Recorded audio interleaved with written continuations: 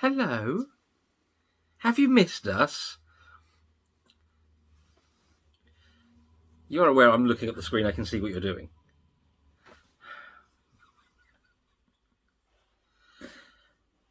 So, we're going to be reviewing Loki. Because We've just watched it. we've just watched it. It's on. Not right now, obviously. No, it's not on right now. The screensavery thing's going. But Onions. no, wrong app. This is just scrolling along the top. So that's the Donald Duck collection. That's Marvel Studio Legends. So we're going to get little different colours flashing on our faces as that banner at the top changes. It seems to be. Yeah, it does make a bit of a difference. There we go. There we go. So yes, we have seen the first episode of Loki, as I'm guessing a lot of people have today, and an Eskimo just walked past. You know, not when I say Eskimo anymore, are you?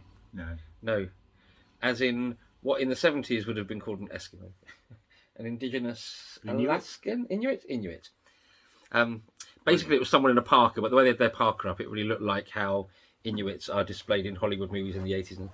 Was it a bit Kenny from South Park? It was no, because that's more of a cagoule, isn't it? Like tied round. I always think of that as like a parka type thing as well. Or Well, I even get parka to me is always the fur. Okay. So that's the difference, which is what also put me in mind of an Inuit. Right. Because again, Hollywood depiction of an Inuit would always have the fur around the hood. Or perhaps they just wore parkas. Perhaps parka is a brand from that part of the world. I don't think it is. So anyway, this is nothing to do with Loki. So we're staying on theme. We're doing an us. That's fine. It's cool. And I was thinking about this while we were watching it, and it's an odd one because I loved it, thoroughly enjoyed. But it's going to say something controversial now. There's just not a lot to unpack because there was a lot of putting it in place, and putting Loki obviously in. It was very much like a pilot. Yeah. It was weird you saying that because literally, obviously I was making drinks beforehand, and as I was kind of pottering around, I was sat there thinking, because obviously those of you who watch our videos know that we normally do the whole spoilers ahead type stuff, and I was actually sat there thinking for a first episode, there's probably there's one thing maybe right at the very end, but this is not a spoilerific. We could literally tell you everything that happened beat by beat, and it would not be spoilers for the most part. No, because and that's unusual. So much of it is just putting pieces in place for the series premise to continue. We think. That's if we think we know what's really happening, which we may not. The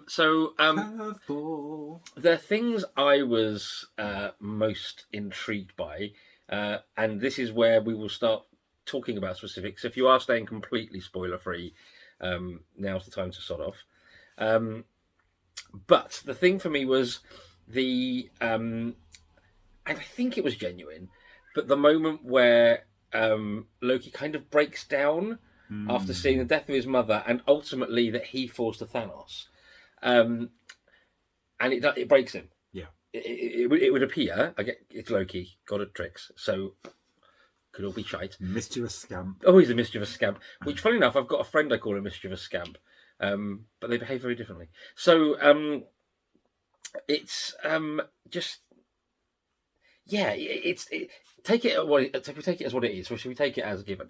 And him saying he doesn't like hurting people. It's just kind of a byproduct of being a mischievous scamp. It's essentially what he's expected to do as the god of mischief. He is. I forget the exact phrasing he used, but it was really good, really poignant. Kudos to the scriptwriter, obviously.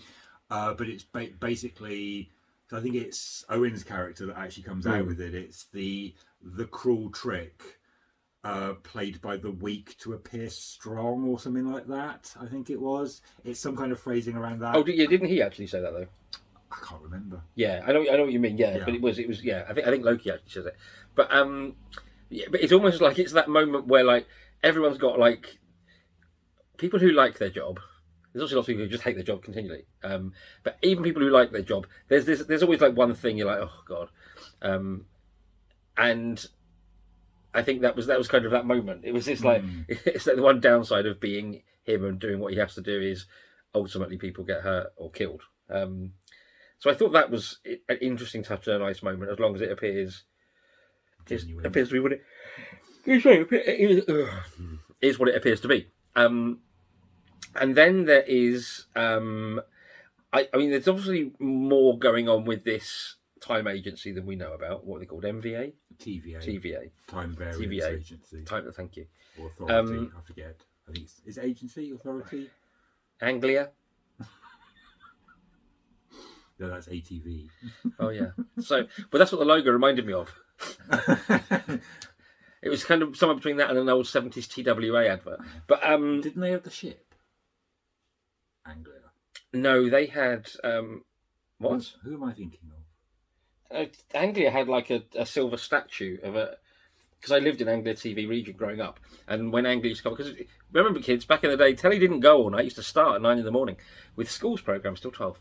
And Anglia started with like a bit of classical music and just loads of close-ups of this revolving silver statue of like a knight on a horse. I can kind of remember the music.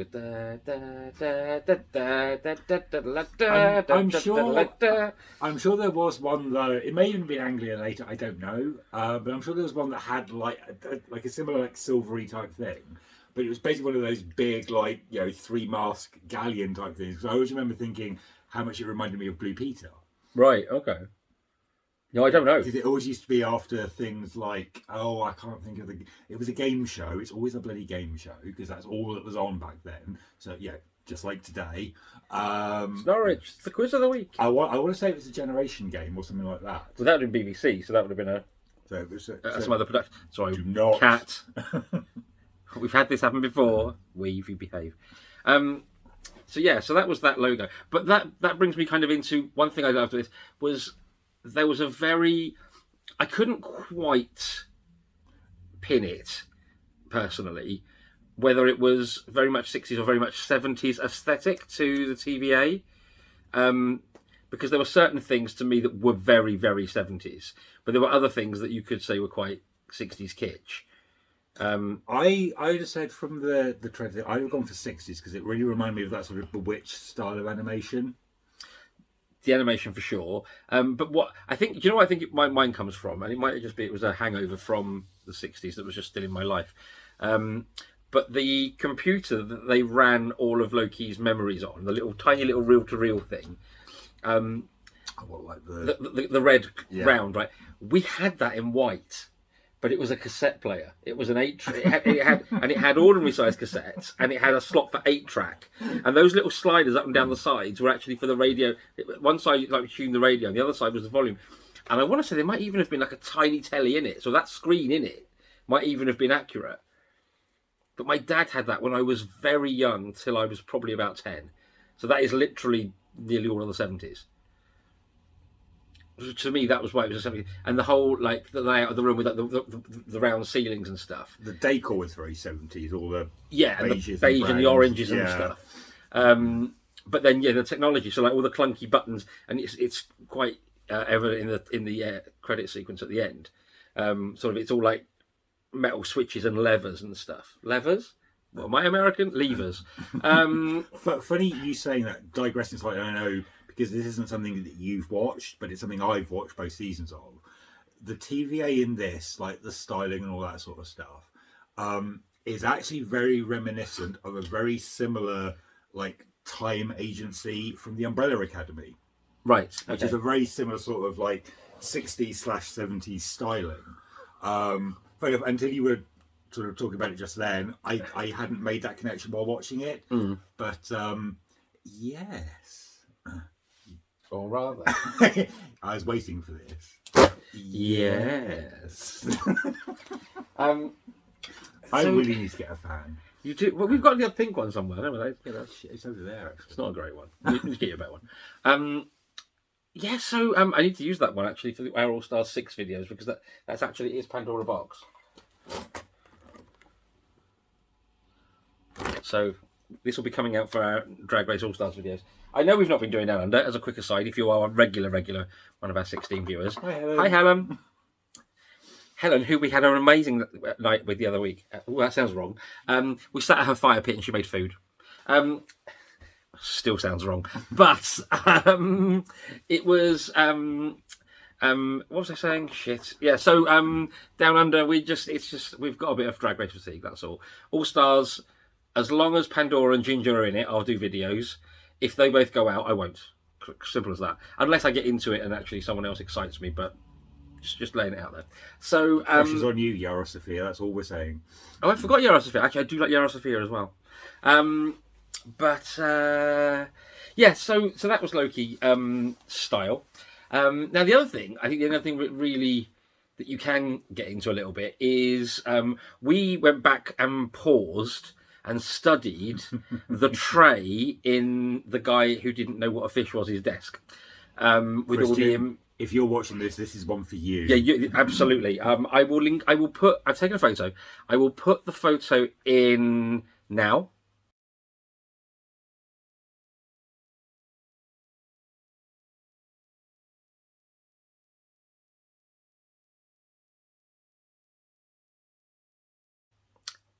So that was the photo. There's going to be editing involved. Yeah, that was one. I've got to remember to look at 10 minutes 55. But yes, so among Infinity Stones, we found a French Medal of Honor. Mm-hmm. We found what looks like two possible things that could link to early arc reactors. There's the purple, what looks like purple wire wrapped around a donut, and then an actual proper copper and then one, coppery red, yeah. And there's that weird metal box thing just up from it. Yeah. There's the odd plate at the top with looks like embossed on it, painted ceramic fruit. There are baseball cards. Now, does that tie into Phil Coulson? I don't know enough about baseball cards. One of them is clearly very old. I mean, I wouldn't know Babe Ruth if he smacked me in the face with his baseball bat. Please tell me he does play baseball and not something else. But there we go. There's my knowledge. What else did we find? I can't remember. Watergate. Box of the Watergate tapes. The crucifix. We have weird crucifix off to one side. Very ornate crucifix off to one side. And clearly with a hole at the top. So almost like it's obviously meant to be a proper pendanty type. Yeah, which, I don't know, does that tie in with the church that was in the episode? Given the end. I'll come on to my theory about that in a sec.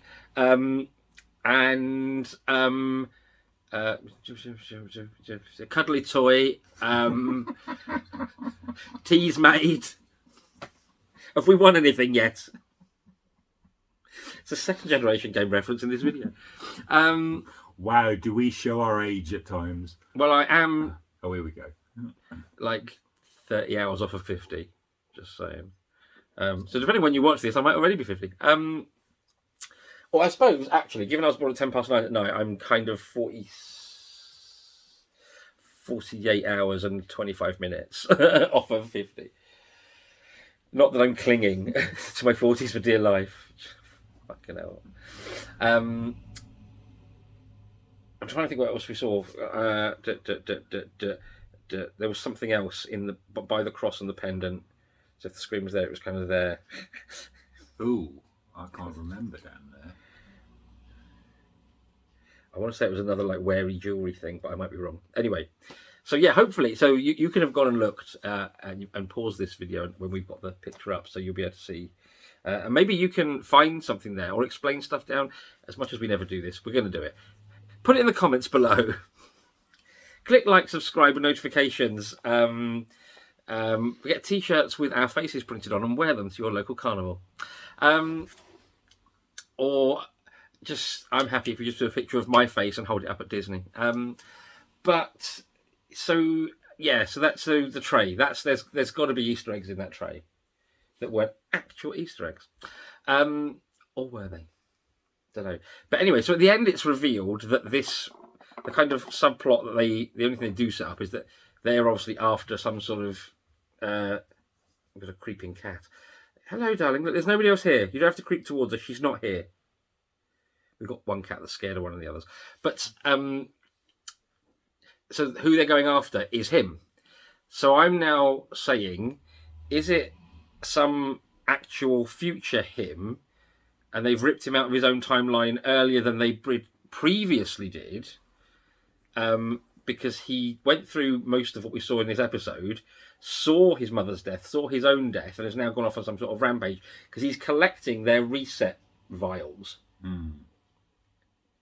So without knowledge of the TVA, which he's only got because they've taken him out of his timeline, this is going to get wibbly wobbly, timey wimey very quickly. That's my theory. My theory is it's not the first time they've pulled him out of Endgame or out of the results of Endgame, and last time it went wrong and he did escape, and that's the version of him they're after. That's what I'm going to say now. Somewhere down the line, I'll either be going, called it, or fucking hell, was I wrong?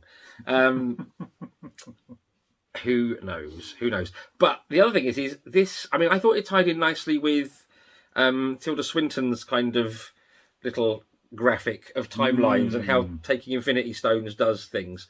So you've obviously got, again, there's going to be loads of references, but you're going to have whoever these watchers are, timekeepers.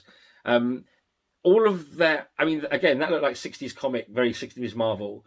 I don't know who they are, but it kind of rung a bell. So they've either nailed it in the style very well, so it just felt familiar, or they are someone, and I just can't remember who they are. Again, Christian or Matt will tell us, or Paul Burns. Paul Burns is a good one for this. Who, by the way, look him up because he's had loads of Doctor Who stories published in various places. So do give him your support. Or money. Or both. He'd take the money. But he'd also quite like the support.